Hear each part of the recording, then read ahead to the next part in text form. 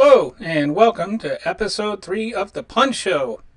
And today we are going to talk about Trump's first 3 terms in office. We talk a lot about how the 2020 we've memory hold.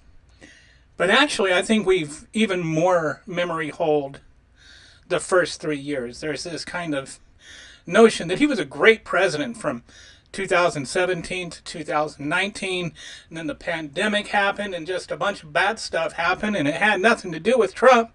And so, he really shouldn't be blamed for that. But that is not remotely reality. He was already the most unpopular president in history long before the pandemic. And even his first impeachment came before the pandemic. So let's go through the pre-pandemic presidency of Trump. And these are just 50 things that I came up with that just happened between 2017 and 2019.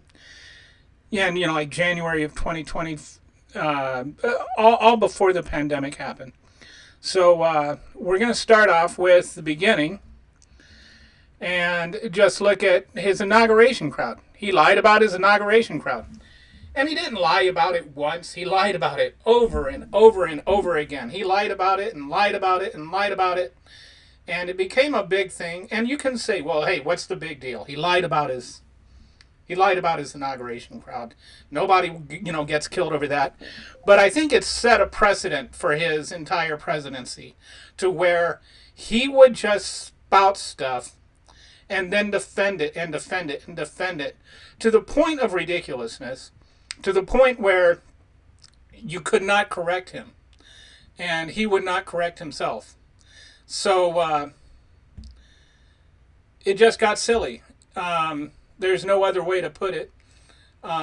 He lied about his inauguration. He posted the picture of Trump's inauguration on his Twitter feed as though that were his inauguration. He made his press secretary lie and lie and lie. It was a big disaster. The second thing is the Muslim travel ban, which was not something that was born of that started with, let's go and look at where the actual terrorists are coming from and impose a ban. Because he didn't even, if that were the goal, like he said, then those wouldn't be the countries that he banned.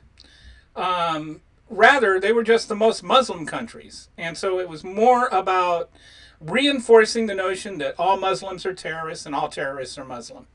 And so that was just an Islamophobic thing that was very indicative of the way Trump is about everything. Just full of hate, full of spite, and very little logic or research goes into anything.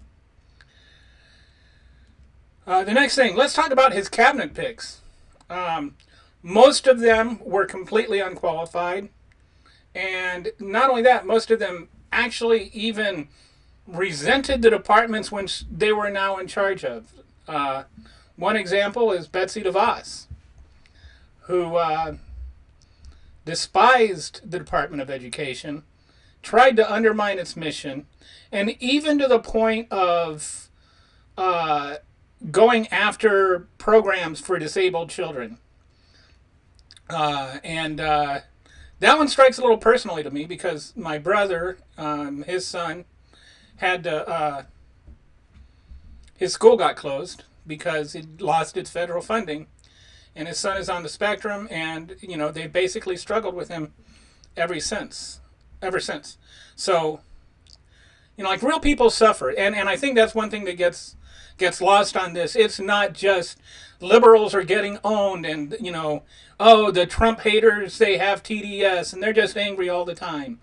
No, it's like actual people have actual lives affected out of him and his cabinet's ignorance and hostility. Another example is Mike Flynn.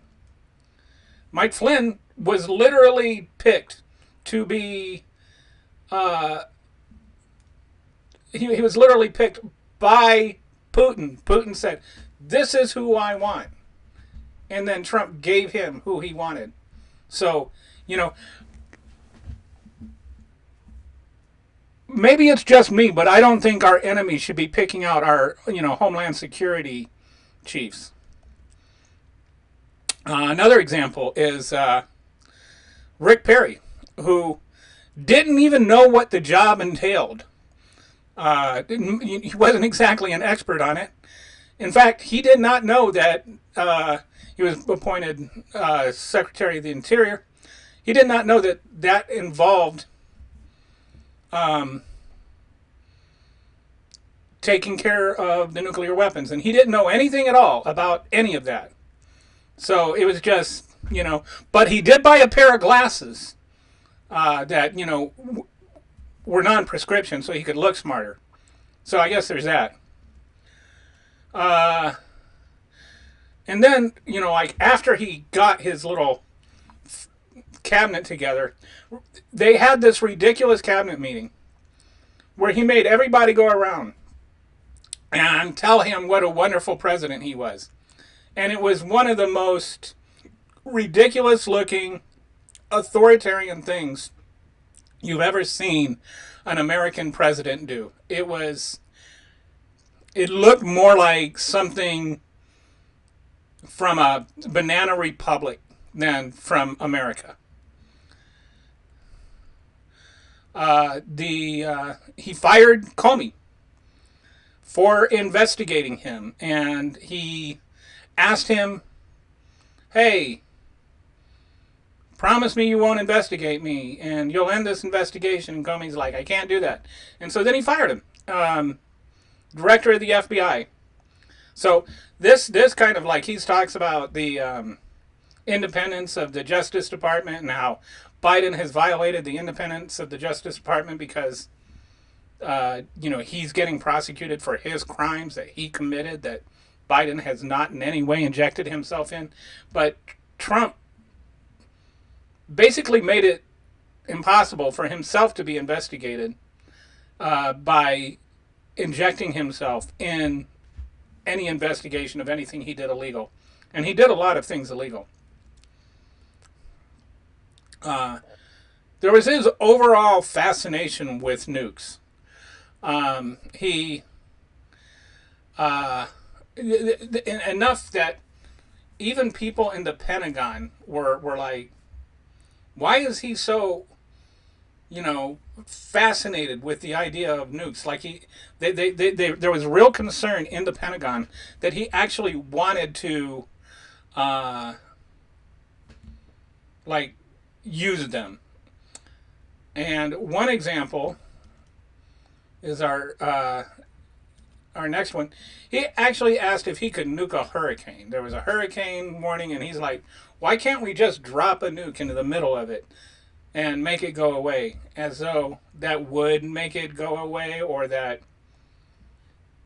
there wouldn't be an issue with dropping a nuke into the middle of a hurricane, with radiation and whatnot. It was just so spectacularly stupid that it is appalling that a president of the United States would even think that that is a thing you should say out loud. But he did. So then, the next thing is he wanted to, he banned transgenders from the military. And when he did that, he said it was out of consultation with his generals.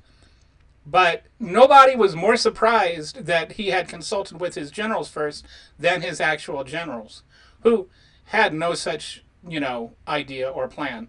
And a lot of military veterans that had served their country, that had been in combat, were suddenly faced with this ban, even though they had been honorably serving their country for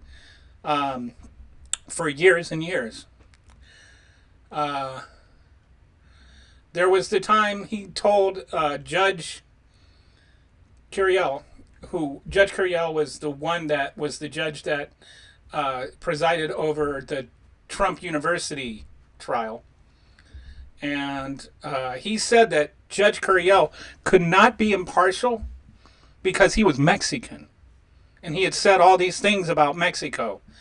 So this Mexican judge could not, rule impartially.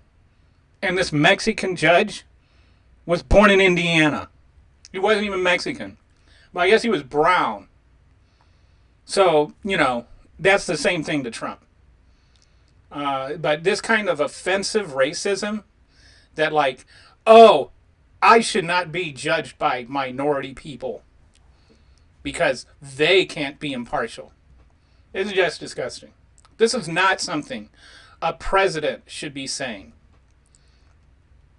And then, like another thing was his way of calling Elizabeth Warren Pocahontas. That was his adopted name for her. And, I know that, she was told that she was part Native American, and maybe she wasn't quite as much Native American as she was told. But honestly, that's like 40% of the South is told that. There's this kind of thing that happens where everybody wants to be Native American or have Native American heritage because it means that your roots go back further or whatever. But regardless of that, to label her Pocahontas as some kind of a Native American stereotype, that degrades not her, but the entire Native American population. It's just another example of Trump's racism just casually being put on display while his apologists defend it. When 4 soldiers were killed in combat, and David Johnson was one of them. In his first, Trump took forever to call her because the soldier was black. And then when he did call her, he couldn't remember David Johnson's name. And then when Maisha Johnson, told the press about this, he accused her of lying. And then other people that were on the call confirmed her side of the story. So just another example of his ridiculousness and racism. Then when he said very fine people on both sides, I know there are a lot of people nowadays that want to defend that and say, well, later on he did condemn white supremacists and stuff, but it wasn't until the next day. They make it sound like it was in the next sentence. But he didn't do that until the next day, and he only did it because he had gotten slammed over and over again in the media. And so then he finally did go back and then say, well, yeah, the white supremacists are bad, but so is the alt-left, whatever the alt-left is. It was like he still tried to both sides it. And like, okay, there were very fine people on both sides, but there were really bad people on both sides too. But let's talk about, how come nobody's talking about the alt-left? All those really, really terrible alt-left people. And, like, alt-left isn't a thing.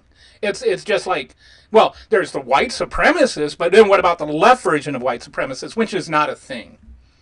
He can't just say white supremacy is bad and leave it at that. He's got to kind of defend it a little bit by saying, oh, the alt-left. So when people like say that, oh, the very fine people on both sides has been debunked, it has not been debunked. It's been justified. And falsely. They were marching and they were saying the Jews will not replace us. And nobody was saying, don't say that. If you're marching with people that say the Jews will not replace us, you are not a very fine person. You are an anti-Semitic racist. Another thing, his constant golfing. He played over 142 rounds of golf and cost taxpayers like $150 million or something like that. And he did this at his own golf courses. So he was charging us to pay to play golf at his own golf course. So, I mean, come on, really? Ever heard of the emoluments clause? Which, by the way, he raked in millions and millions of dollars from the emoluments clause. And people like to point out, or like say, well, he donated his salary to charity. And the first rule of being a con man is put in a little money to convince people. Like, once you have your own money in, you can't be running a con, right? So he donates this $400,000 a year that he makes as president, but he's raking in millions of dollars a year as president by violating the emoluments clause. So, but because he donates that $400,000 to charity, which whether he did or not is still somewhat speculation. Whether or not he actually used his own money for those things, but that's neither here nor there. $400,000 does not mean a lot to Donald Trump. Not when he's making the millions. Even if he did donate the $400,000 that he was paid, he still made so much more that the $400,000 is irrelevant. There's over 3,000 separate documented cases of conflicts of interest using things like his hotels and his own personal property. And the maybe the worst, the one he finally got called out and had to, after just getting hammered in the press, he tried to host the G7 summit at one of his resorts. And so that, after he initially announced it, it got scuttled. But that was his goal, was to host the G7 summit at one of his resorts. Then there's the rampant nepotism, and which is still going on with, like Laura Trump now being the chairman of the RNC. But, back then it was making Jared Kushner and Ivanka Trump members of his administration. And even with Jared Kushner,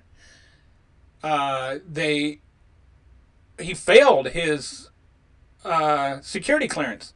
But then, because he's president, he can just override it, and he did override Jared Kushner's security clearance so that he could get access to top secret documents that he otherwise never would have been able to get a hold of, because he couldn't be trusted with them. Like, literally, anybody else would have been denied the position. But, his son-in-law, he gets it.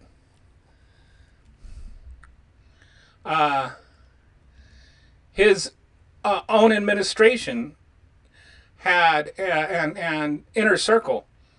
The number of crimes that they were involved in.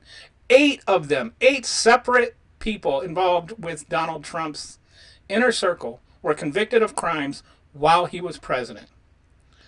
So, people talk about, the weaponization of the Justice Department, as though the Justice Department, even his own Justice Department, was prosecuting his own administration.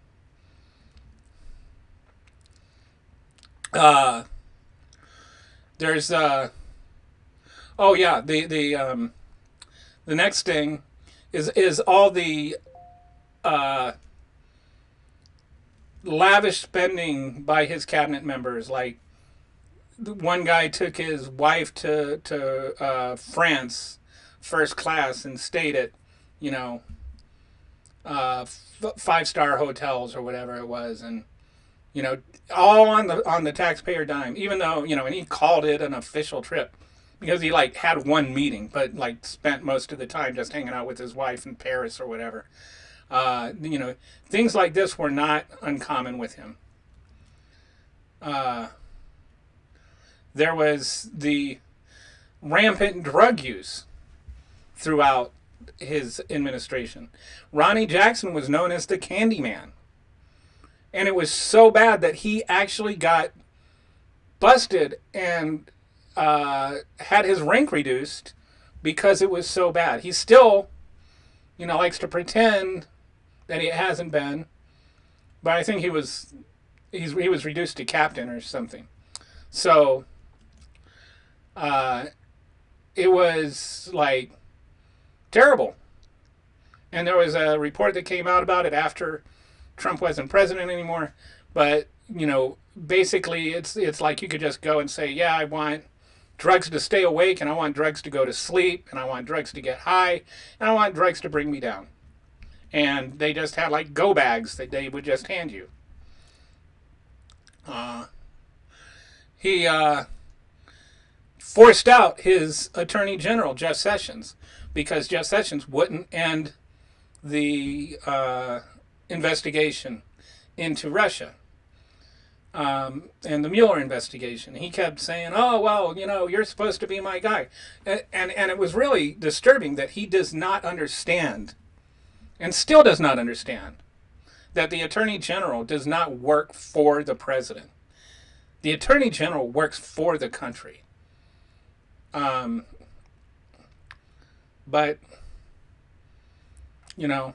again, this if it were anybody else. Imagine if Bill Clinton had fired Kenneth Starr in the, because, or fired his attorney general because of Kenneth Starr, not ending Kenneth Starr's investigation. Can you imagine? Imagine even if Joe Biden had fired the Durham for his investigation into Hunter Biden. There's a reason presidents don't interfere with investigations, but Donald Trump did. Then when he hired Bill Barr, the very first thing Bill Barr did, and, to this day, I am convinced that there's a reason that Bill Barr was hired, and why the Mueller investigation ended almost as soon as he was. I don't think that Mueller was done. I think that Barr probably told Mueller he was done. And then Mueller wrote his report, and Barr spun his report to give everybody a first impression that was not accurate. And there were actually crimes. There were, I think, 14 counts of obstruction that were in the Mueller report that were never followed up on, never prosecuted by the Department of Justice. And, along with this corruption was the IG, the Inspector Generals, which are there to inspect the various departments and follow up and see, if there is suspected corruption. That's the internal check. But Donald Trump was firing Inspector Generals and then not filling the positions so that they couldn't investigate. There was no IG to investigate.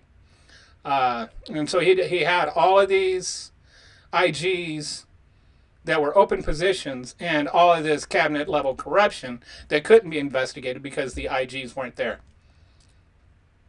So then let's move on to the next topic, the child separation policy with immigration. And he always tries to say, well, Obama built the cages. And let's just talk about that for a second. First of all, in fairness to both of them, there aren't cages. What there were warehouses that had chain link walls between them. And the reason they had chain link walls is because when you're like in that part of Texas, or anywhere in Texas these days, it gets hot. It gets really, really hot. And these buildings are large buildings. And so if you had like just regular walls to separate things, then that means you have to have a lot more air conditioning. And the chain link fence allow more air circulation. And so that's why they're there, is it just allows more airflow. And so then it lowers the demand for electricity on the air conditioners, which, they only have so much of that. But with Obama, he never had a policy of child separation. there were children that would come unaccompanied, and there was a policy in place that I can't think of the name of it, but it basically said you couldn't keep unaccompanied minors. You couldn't hold them for more than 30 days, and there were a couple of times like where it went to 31, 32, 33 days. But at least he tried to follow that. Trump just, no way. He kept them there for months and months and months and years, and didn't keep track of who the parents were. And he would even deport the parents and keep the kids there. And so there were over 500 kids when Biden took office who we had no idea who or where their parents were. And it took a few years for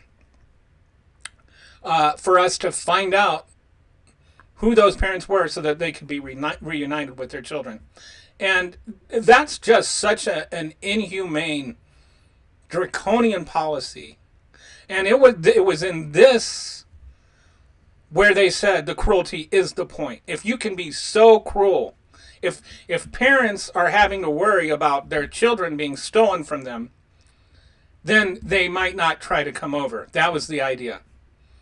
But what if your children are going to be killed or stolen from you? What if those are your choices? And what this ignored was that asylum is a real policy because people really are persecuted. And yes, there is, some people will claim asylum when they don't have it, but there's a policy in place with asylum officers to determine whether or not you're actually going to be persecuted, or where you're actually being threatened. So he evaded that policy by just separating the children at the borders. And there's a lot more that I could go into with that, with immigration judges, where like these children were like paraded in front of immigration judges, like 50 at a time, and without a translator, without a lawyer, and you've got like a 5-year-old kid sitting there defending himself or herself. And so of course, like, what are they don't know what's going on. They're just getting shuffled around. So this kind of cruelty, this monstrous cruelty, like, really, like, I don't understand how people can look at people upset about this and go, oh, you've got TDS. No, I've got humanity. I've got humanity. And that's why it bothers me. Then there's the next thing that's connected to this is the Remain in Mexico policy. And this is what people don't understand. Like, well, why can't they just remain in Mexico? And it's like, well, first of all, like, I think it's 60-70% at the time of asylum seekers in Mexico were victims of violent crimes. And the solve rate for those was like 5%. It was like open season. And then, that's not even counting the ones that were robbed or extorted or whatever.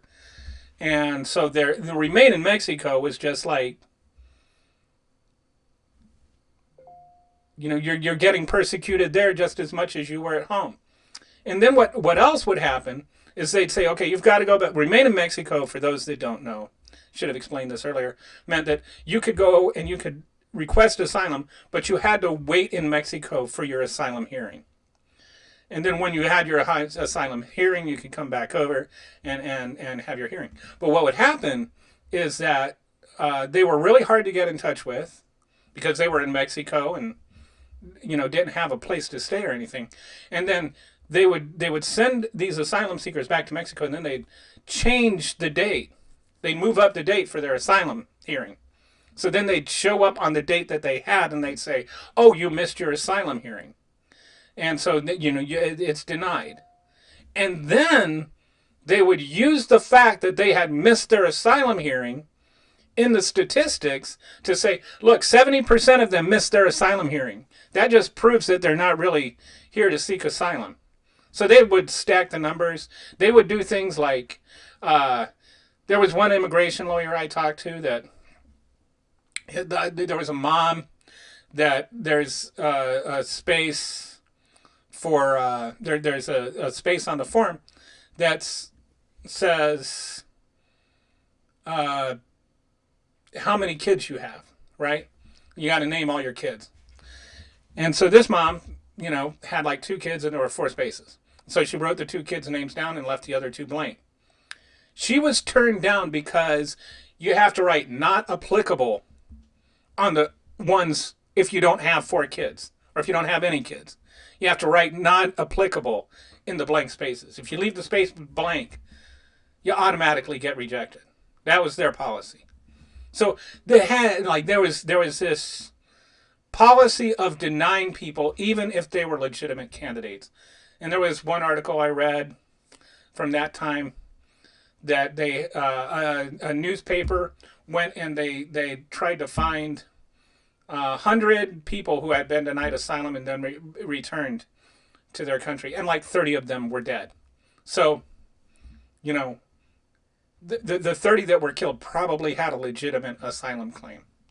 So it was like denying people a fundamental human right.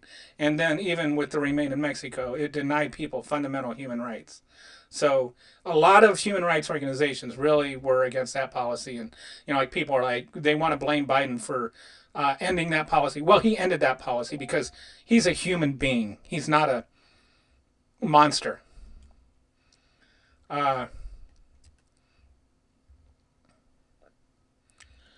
So then in Helsinki, the next thing, he had his, with all this talk about how he's just in the bag for Putin and Putin's helping him, what does he do? He goes and he has this secret meeting with Putin. And even his own interpreter wasn't allowed into the meeting. So nobody knows, except for him, Putin, and Putin's interpreter, nobody knows what happened in that meeting. To this day, we don't know what happened. And this is just like a lack of transparency. Can you imagine if that was Biden having a meeting with, because they're so fixated on China, not like Biden is actually pro-China or anything. They try to make China to Biden what Russia is to Trump, but it's all built on, nonsense and fakeness. But imagine if Biden had this meeting with Xi, and just, it was a big secret. Nobody knew what it was there. Nobody didn't even let his own translator in. Can you imagine what, Comer would do? Can you imagine the investigation that would happen if he did that? But when Trump did it, it was fine.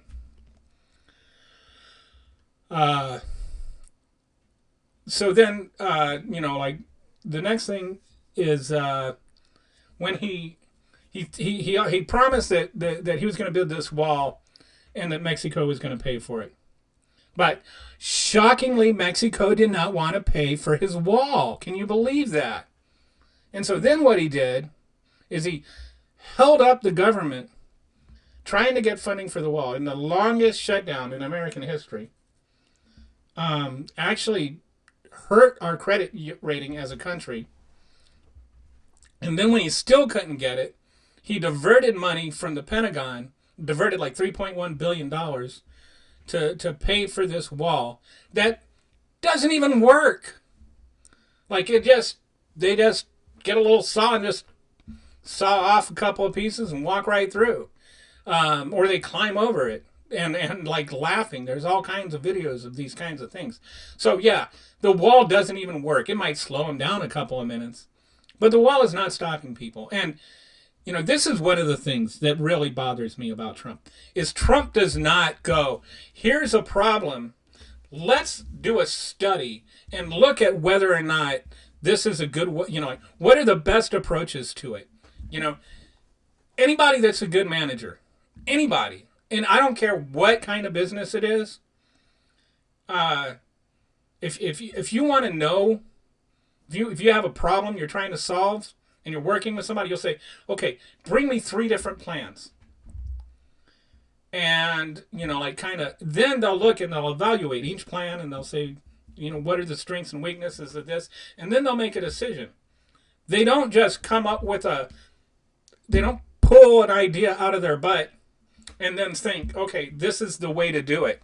Without any study, without any research. There was never a study done on whether or not a wall going from coast to coast would be the most effective way to prevent undocumented workers from coming over. That is just like, that is stoned frat boy reasoning. And it's silly. So then, like, right now we've got, Donald Trump is lying about Joe Biden not talking to, the Republican states about emergency relief for the hurricanes, which is not true. He's lying about that. But it does call to mind a few instances where he did the same, where he remember when the wildfires were in California, and he tried to deny them emergency relief, and he said it's because they don't rake the leaves, which is like, what kind of stupidity is that? They don't rake the leaves, but you're supposed to go there and rake a forest? Whoever heard of raking a forest? When there was a hurricane in North Carolina, when there was a hurricane in North Carolina, he gave them only 1% of the FEMA funds that they had requested, because the governor of North Carolina was a Democrat who had been critical to him. So he made the people of North Carolina suffer because he didn't like the governor. So, if you're going to say Biden should be criticized for doing it when he didn't, then Donald Trump should definitely be criticized for doing it when he did do that.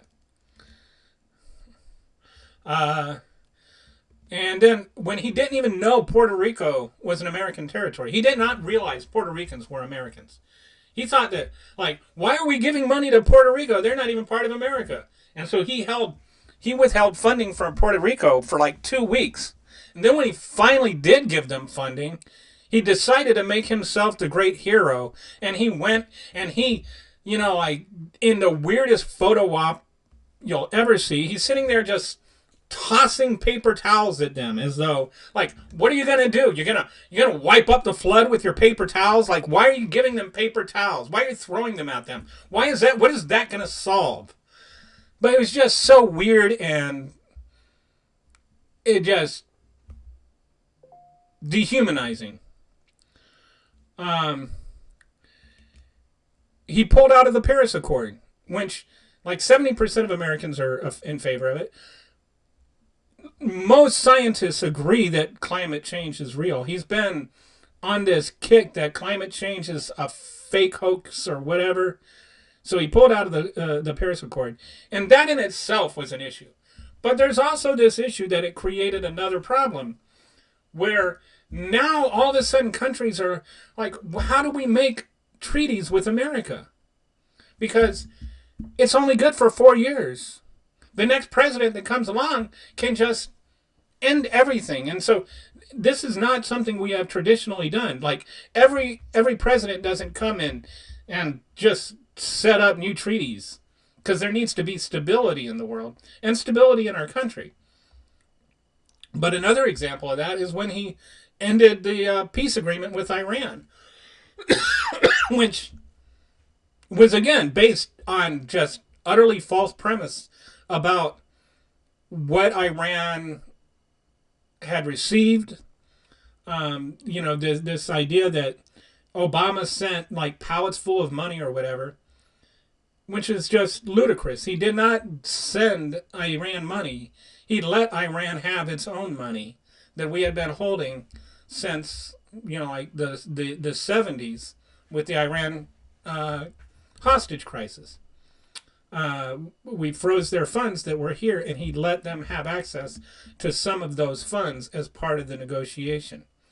And, along with that, there would have been chances for inspections and things like that. There is a non-zero chance that a lot of the issues we're having right now with Iran and Israel could have been prevented if he had not pulled out of that treaty. Then there was remember when he took a Sharpie and like he had said that there was a hurricane that was going to hit Alabama, and then the weather forecasters were saying no, it's not going to hit Alabama, and so he took the official weather map, and he took a Sharpie to it and extended the hurricane path to Alabama to prove that it was going to Alabama. And this is like one of the things. It's like, okay, that's not such a big deal. And, like on the surface, you can say, why is that such a big deal?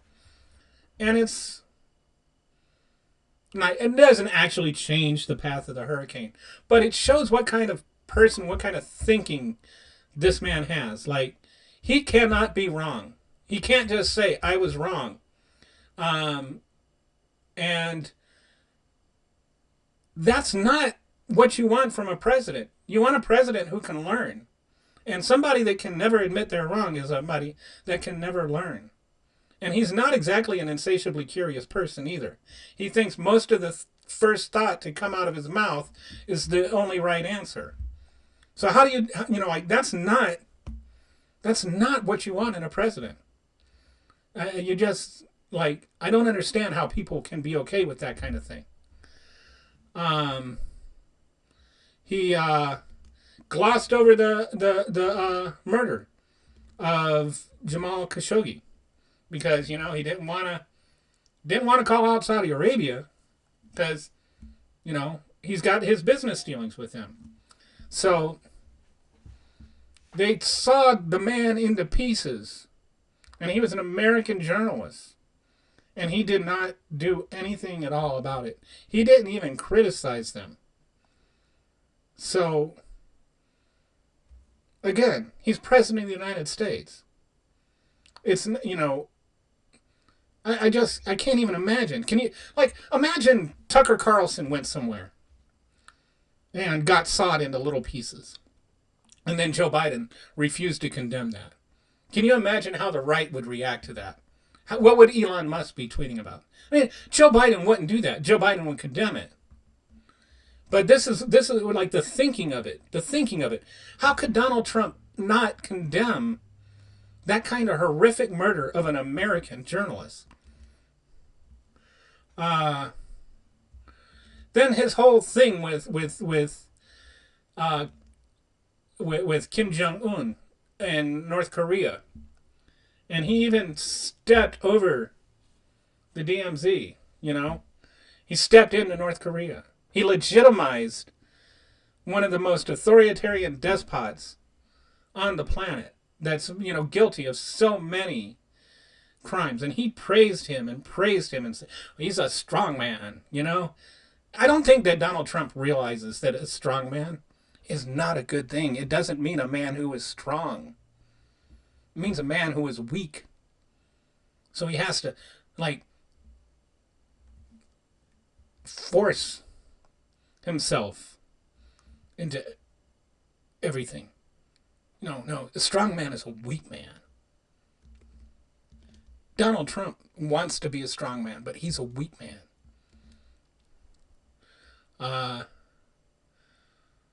Remember, I can't remember, what was there was the time when he there was the summit, where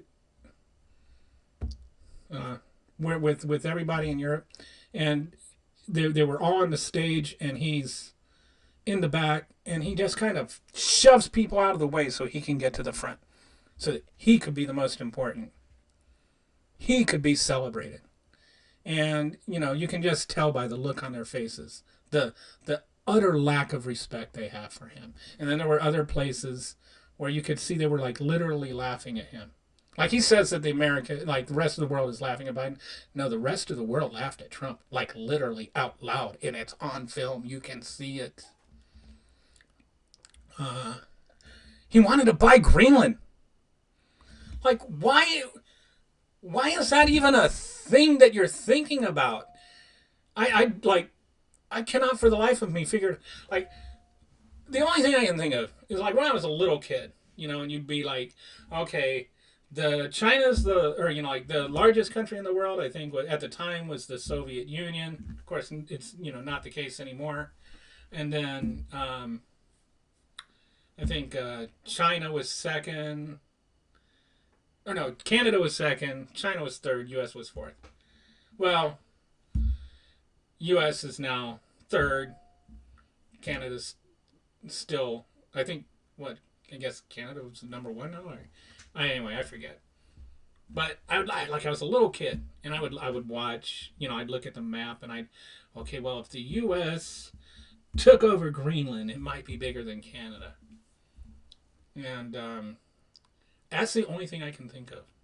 Like, there's just Trump's obsession with numbers and being first and whatever. That's the only reason I can think that he would want to buy Greenland. But he wanted to buy Greenland. It's just weird. It's not like that's like inhuman or anything. Although, like if you're in Greenland, you probably don't want to all of a sudden belong to America. You might like want to have some say in that sort of thing.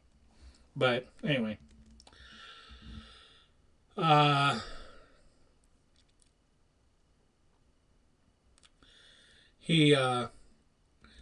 Okay, so when he went to China, he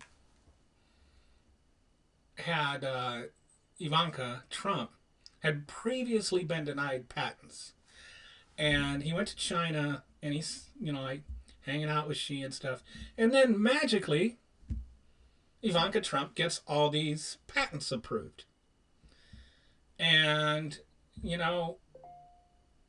that seems a little suspect to me. And again, just let's flip the script. Let's say that Joe Biden went to China, and while Joe Biden was there, Hunter Biden had gotten transcripts, or had gotten patents approved that had previously been denied. They stretched so hard to try to make it look like China's funneling money to the Biden crime family through, hey, it's not that hard to draw a line here between China and the Trump crime family. Like, literally. Why did she get those patents reversed? Why were they unapproved and then suddenly approved? And honestly, why has nobody in the media ever really, investigated that? Because I think it's kind of suspect.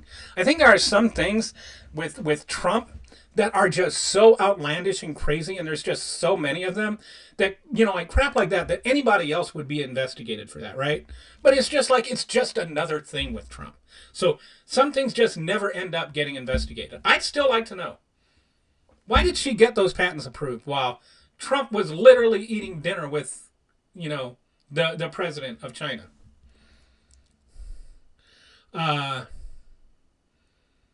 Then he never released his tax returns. Not once. Not the entire. He said, "Oh, once this, once this investigation is over," which, he said he was being investigated. Nothing ever indicated he was being investigated. That the IRS was investigating him. And even if he was getting investigated, that's no reason he can't turn over his taxes. He never revealed them, and then when the New York Times revealed some of them, we found out why. That the real reason was he barely pays any taxes. And he, you can say, well, he's just, taking advantage of the system or whatever. But then later on, we found out when he got convicted of fraud that, maybe he's just not being honest on his taxes. And so, he's on the one, the one he likes to complain about is Mar-a-Lago, and so Mar-a-Lago, the judge says it's only worth $17 million or whatever it was, right? And it's worth, and then they use these outlandish figures. It's worth at least $2 billion. And it's not worth $2 billion. And it's probably actually worth about $17 million. But what's interesting is when the tax assessor assessed it at like $20 million, he appealed the decision and got it lowered to $17 million. So when he's declaring, is he lying on his taxes or is he lying on his bank forms? Because it can't be worth $17 million and $2 billion at the same time. It's one or the other. So if he's not committing bank fraud, he's committing tax fraud by his own admission.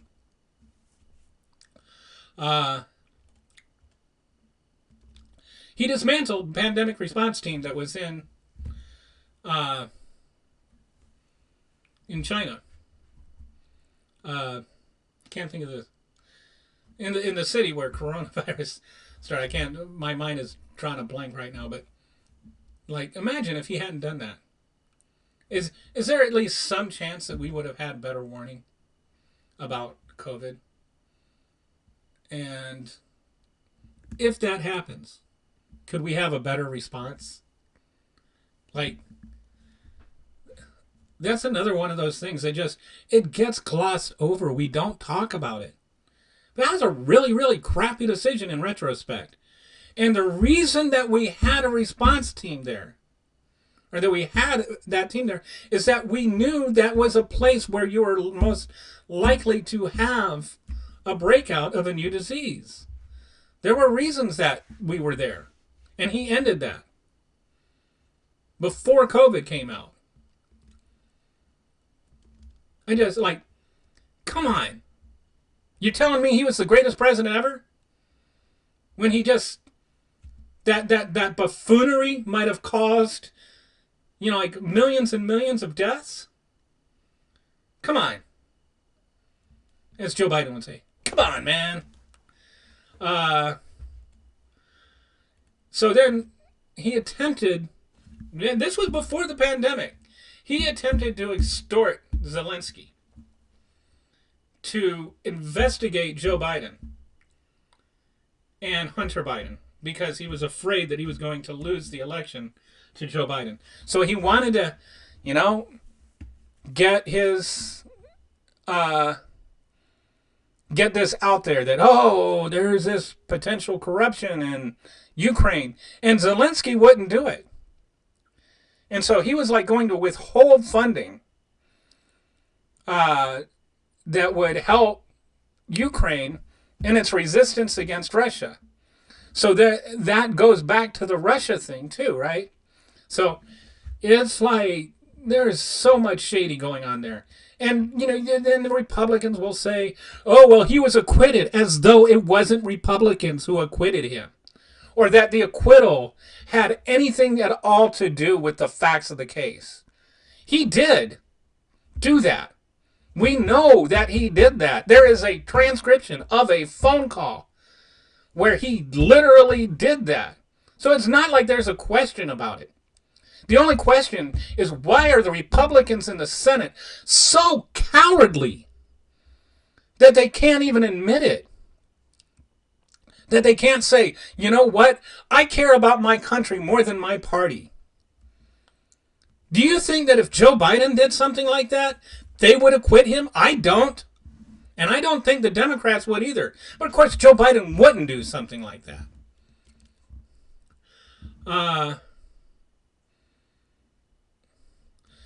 Another thing he would do is he would consistently, with several different cabinet people, he would assign them as acting directors rather than make them, like the secretary. Because acting director didn't need to go through Senate approval. And so then he could name people that he knew were unqualified, that he knew would never get Senate approval, but they wouldn't need to because he could just get around it. So this is the kind of thing. Any other president does that, they get hammered. But again, with Trump, it's the ubiquity of the corruption that makes it just like seem less corrupt at a certain point. You're just used to the corruption. You're used to the nonsense. You're so inundated with it that it becomes meaningless. So That should not be somebody that we're like, yeah, we need to give him another 4 years. Especially since he learned from his mistakes the first time. And he will be even more corrupt, more draconian, more monstrous in a second term.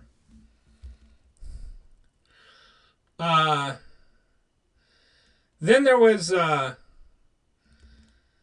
his the Kafif tweet, which is, again, this is like one of those things that it just seems like, so what? He tweeted Kafif. But it was the aftermath of it to where he tried to make it seem like he was, oh, there's this mysterious thing, and, like, look at, I'm playing three-dimensional chess while everybody else is playing checkers. And it's like, no, you're an idiot who accidentally tweeted something and hit send early, and you just made a typo or whatever.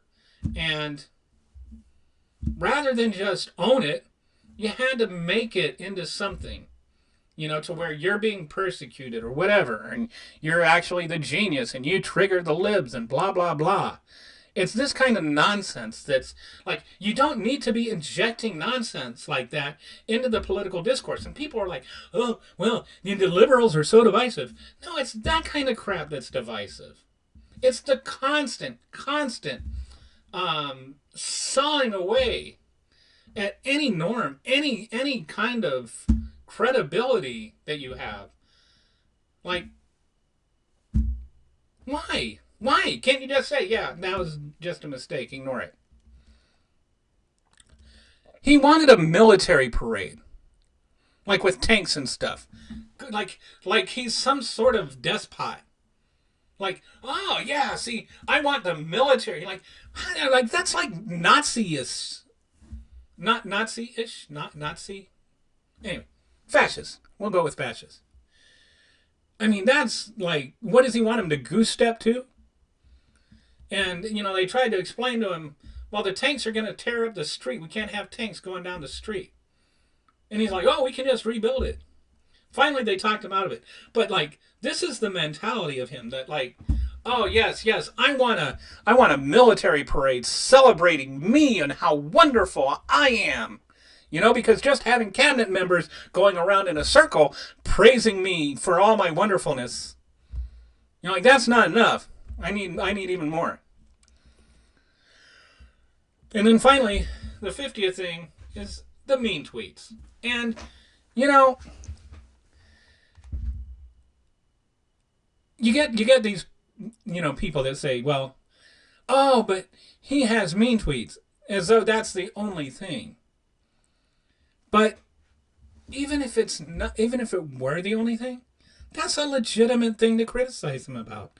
He's like name calling and trash talking and trying to manipulate stock prices through his tweets. Like, I'll threaten a company and watch the stocks go down, and then forgive them and watch the stocks go back up. He's manipulating stock prices with his tweets.